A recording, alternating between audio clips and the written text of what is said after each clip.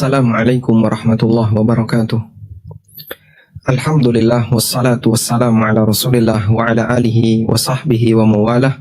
Wa asyhadu an la ilaha illallah wahdahu la syarikalah wa asyhadu anna Muhammadan abduhu wa rasuluh. Di antara pertanyaan yang cukup sering disampaikan adalah berkaitan dengan hukum kurban atas nama orang yang sudah meninggal. Apakah itu sah? Dan kalau sah, apakah pahalanya sampai kepada mayit ataukah tidak?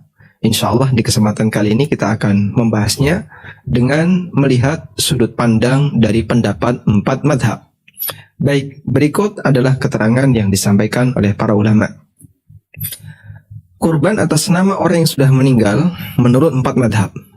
Para ulama berbeda pendapat mengenai keabsahan ketika ada orang yang menyembelih atas nama orang yang meninggal bighairi wasiyatin, tanpa ada wasiat dari orang yang sudah meninggal tersebut. Apakah kurbannya sah ataukah tidak sah? Ala thalathati aqwal, ada 3 pendapat dalam hal ini. Yang pertama, kurbannya sah, tasihhu. Dan ini merupakan mazhab Hanafiyah, pendapat mazhab Hanafiyah, Hambali, wa yasiluhu thawabuha, dan pahalanya bisa sampai kepada mayit. Mereka menggunakan riwayat Abu Dawud dan At-Tirmidzi dalam sunannya sebagai dalil. Demikian pula riwayat Ahmad dalam Al-Musnad, Al-Baihaqi, Al-Hakim, dan disahihkan oleh Al-Hakim, bahwa Ali radhiyallahu anhu kana yudahi 'anin Nabi sallallahu alaihi wasallam. Bahwa Ali radhiyallahu anhu menyembelih kurban atas nama Nabi sallallahu alaihi wasallam bikabsyaini, dengan 2 ekor kambing. Waqala, kemudian beliau mengatakan, innahu sallallahu alaihi wasallam amarahu bidzalik, bahwa Nabi sallallahu alaihi wasallam memerintahkan hal ini kepada beliau radhiyallahu anhu. Kemudian kita lihat keterangan para ulama mazhab Hambali. Qala fil furu', dalam kitab Al-Furu' karya Ibnu Muflih yang merupakan referensi dalam mazhab Hambali.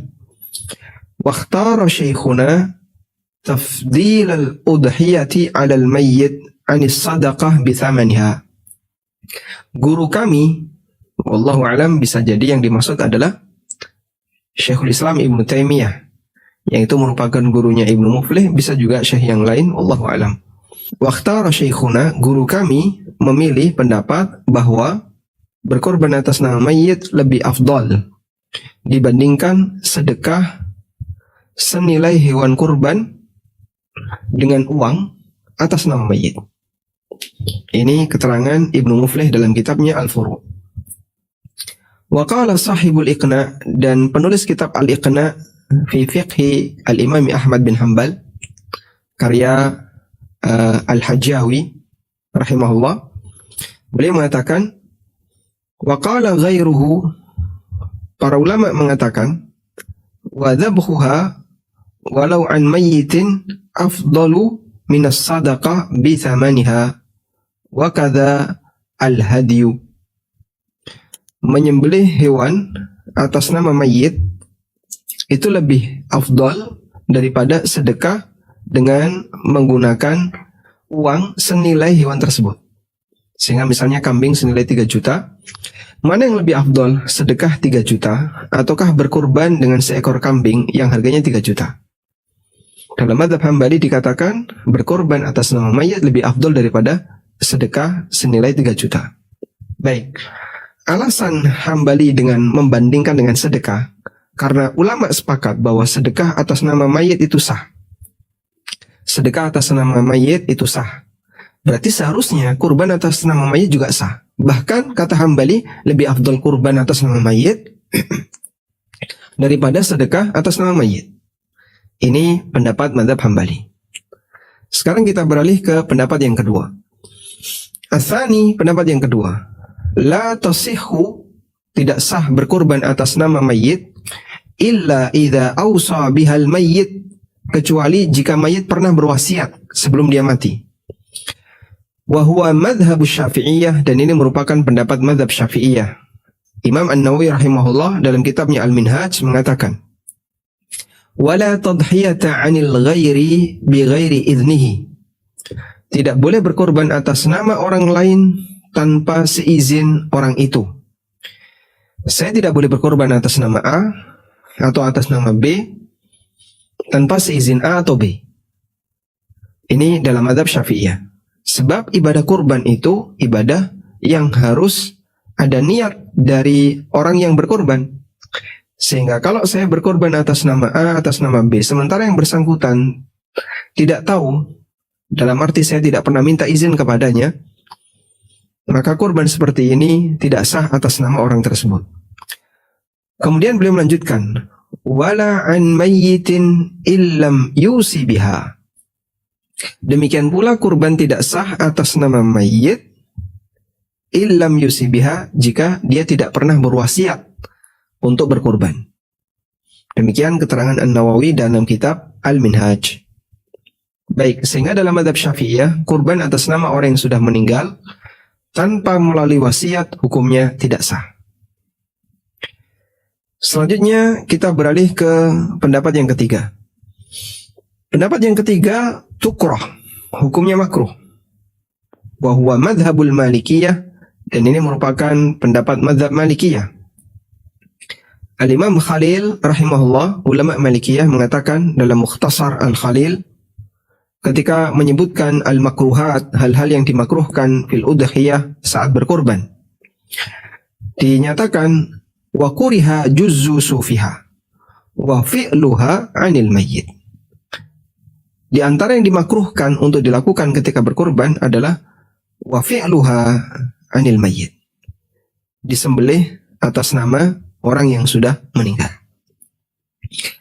Kemudian ada keterangan yang lain dalam kitab At-Tawdih, dinyatakan wa qala Malikun, Imam Malik mengatakan fil Mawaziyah, wala yu'jibuni ayyudahi an abawaini mayyitain. Aku enggak suka kalau ada orang yang berkorban atas nama bapak ibunya yang sudah meninggal. Qala, kemudian kata penulis kitab At-Tawdih, wa innama kariha, dan beliau tidak suka, beliau memakruhkan orang berkorban atas nama mayit, li'annahu lam yarid anin nabi sallallahu alaihi wasallam, karena tidak dijumpai riwayat dari Nabi sallallahu alaihi wasallam, wala an ahadin minas salaf, dan demikian pula dari salah satu sahabat. Tidak dijumpai riwayat dari Nabi sallallahu alaihi wasallam maupun dari para sahabat. Wa aidan, di samping itu, fa innal maqsuda bidzalika ghaliban, tujuan kurban atas nama mayit umumnya adalah al-mubahatu wal mufakharah, dalam rangka untuk kebanggaan. Sehingga itu tidak sejalan dengan prinsip takwa. Tayyib. Ini gambaran empat madhab, tiga pendapat dari empat madhab berkaitan dengan hukum berkorban atas nama mayit. Sekarang kita sudah tahu petanya dari pendapat-pendapat ulama dalam empat madhab. Berikutnya, coba kita lihat. Dari sekian pendapat ini, mana pendapat yang lebih mendekati? Saya gunakan pendekatan yang disampaikan oleh Syekh Muhammad bin Shalih Al-Utsaimin rahimahullah. Beliau ngasih keterangan. Al-aslu fil udhiyah, hukum asal dalam berkorban adalah disyariatkan fi haqqil ahya, untuk yang hidup. Sebagaimana yang dipraktekkan oleh Rasulullah SAW dan para sahabat beliau. Mereka berkorban atas nama diri mereka dan keluarga mereka. Wa amma ma yadhunnu ba'dul 'ammah, adapun penilaian sebagian masyarakat min ikhtisasil udhiyati bil amwat, ya, dengan berkorban khusus atas nama mayit, fala aslalahu, beliau tegaskan ini enggak ada dalil. Praktek seperti ini tidak ada dalil. Dan inilah yang dijadikan landasan Syafi'iyah, bahwa berkorban atas nama mayit tidak sah ketika tidak ada wasiat. Lalu beliau ngasih rincian sebagai berikut. Imam Ibn Utsaimin rahimahullah mengatakan, wal udhiyatu 'anil amwati thalathatu aqsam. Kurban atas nama mayit itu ada 3 macam. Yang pertama adalah seorang berkorban atas nama mayit sebagai turunan dari yang hidup. sebagai turunan dari keluarganya yang hidup. Maksudnya diikutkan bersama keluarganya yang hidup. Seperti misalnya seseorang berkorban atas nama dirinya dan anggota keluarganya, dan dia meniatkan seluruh anggota keluarga, baik yang hidup maupun yang mati. Maka yang seperti ini jaiz, hukumnya boleh. Dan dalil tentang ini adalah kurbannya Nabi SAW. Beliau berkorban atas nama beliau, keluarga beliau, dan di tengah keluarga beliau ada yang sudah meninggal sebelum beliau SAW, seperti Khadijah. Kemudian putri-putri Nabi SAW, ada Ruqayyah, Ummu Kulthum, ya, Zainab. Itu semuanya meninggal sebelum wafatnya Rasulullah SAW. Sehingga ketika orang itu berkorban atas nama dirinya dan seluruh anggota keluarganya, dan di tengah anggota keluarganya ada yang sudah meninggal dunia, maka insya Allah pahalanya turut, ya, mereka turut mendapatkannya. Atsani, yang kedua, ayyudhhiya 'anil amwati bimuqtada wasayahum tanfidzan laha. Seseorang berkorban atas nama mayit sebagai pelaksanaan dari wasiat yang pernah mereka sampaikan. Wa hadza wajib. Praktek ini harus dilakukan, wajib dilakukan. Karena wasiat itu menyambung amal. Sehingga orang yang hidup harus melakukan isi wasiat itu selama tidak merepotkan mereka, selama masih memungkinkan untuk dilakukan. Illa in ajiza an dzalika, kecuali jika dia tidak mampu untuk melakukan itu. Dan dalil akan hal ini adalah firman Allah Subhanahu wa taala, "Faman baddalahu ba'dama sami'ahu," siapa yang ganti isi wasiat setelah dia mendengar isi wasiat tersebut, fa innama itsmuhu 'alal ladzina yubaddiluna, maka yang menanggung dosanya adalah orang yang menggantikannya. Innallaha sami'un alim, sesungguhnya Allah Ta'ala Maha mendengar lagi Maha mengetahui. Baik, jadi jika mayit pernah berwasiat, besok kalau saya mati tolong belikan seekor sapi dan kurbankan atas nama saya dengan menggunakan tabungan saya, maka ahli waris yang mengetahui wasiat ini valid, mereka tidak boleh membagi waris sebelum dia tunaikan wasiat itu.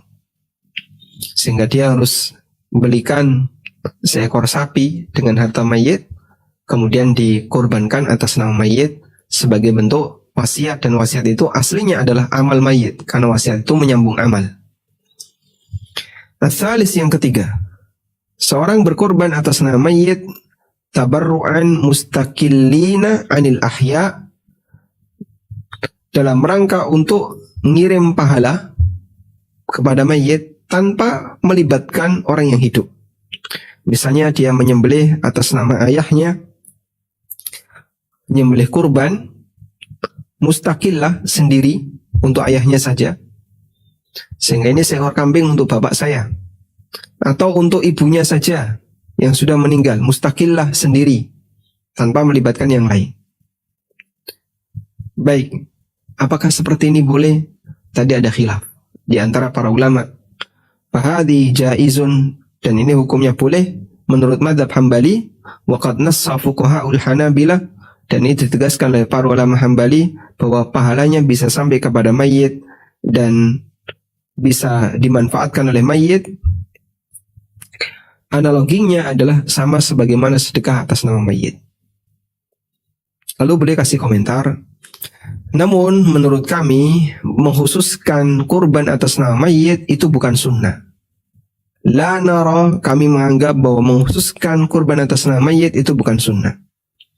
Karena Nabi SAW tidak pernah berkurban atas nama orang yang sudah meninggal secara khusus. Beliau tidak pernah berkurban atas nama pamannya Hamzah,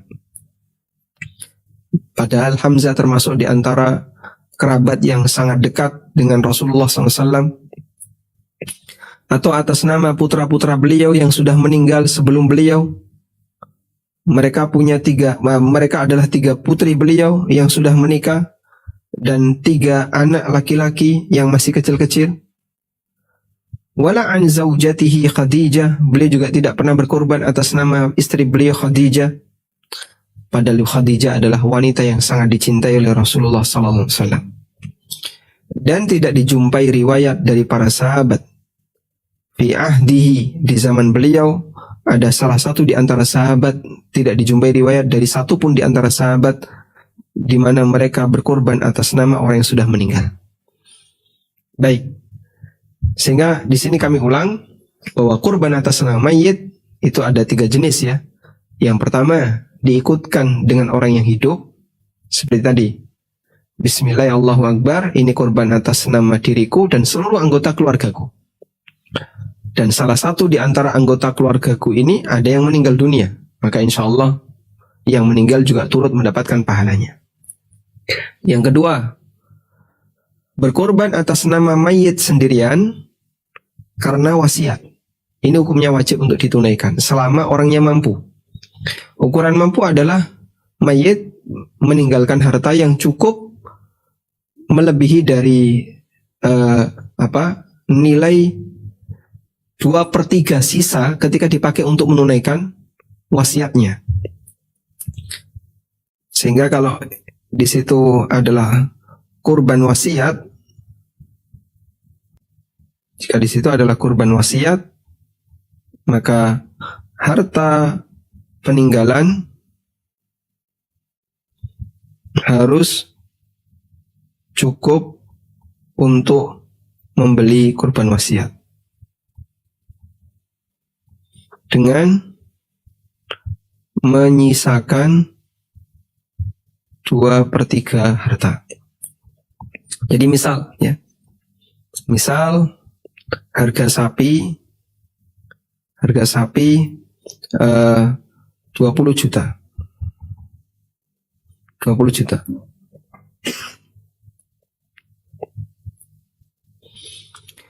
Kemudian si A wasiat untuk kurban sapi. Dan warisannya hanya 10 juta. Berarti ini kan nggak kelar, nggak nyanda. Maka wasiat seperti ini tidak ditunaikan sebagaimana apa yang dia inginkan karena harta warisnya kurang dari jangkauan kemampuan wasiat dia. Tapi kalau kemudian warisannya 100 juta, ya, harta warisannya berapa? 100 juta. Nah, karena jatah warisannya besar, maka 20 juta ini di bawah 1/3. Ya. 20 juta ini masih di bawah 1/3 dari total harta peninggalan. Nah, kalau seperti ini wajib ditunaikan. Karena wasiat wajib ditunaikan. Yang ketiga, berkorban atas nama mayit sendirian, tidak diikutkan orang yang hidup tanpa wasiat. Maka dalam hal ini ada 3 pendapat ulama. Pendapat yang pertama hukumnya boleh dan sah, dan ini pendapat Hambali serta Hanafi. Pendapat yang kedua tidak sah, dan ini pendapat Syafi'iyah. Pendapat yang ketiga makruh, dan ini pendapat Malikiyah. Wallahu ta'ala alam. Demikian yang bisa kita sampaikan, semoga bermanfaat. Wassallallahu ala nabiyyina Muhammadin wa ala alihi wa sahbihi wasallam.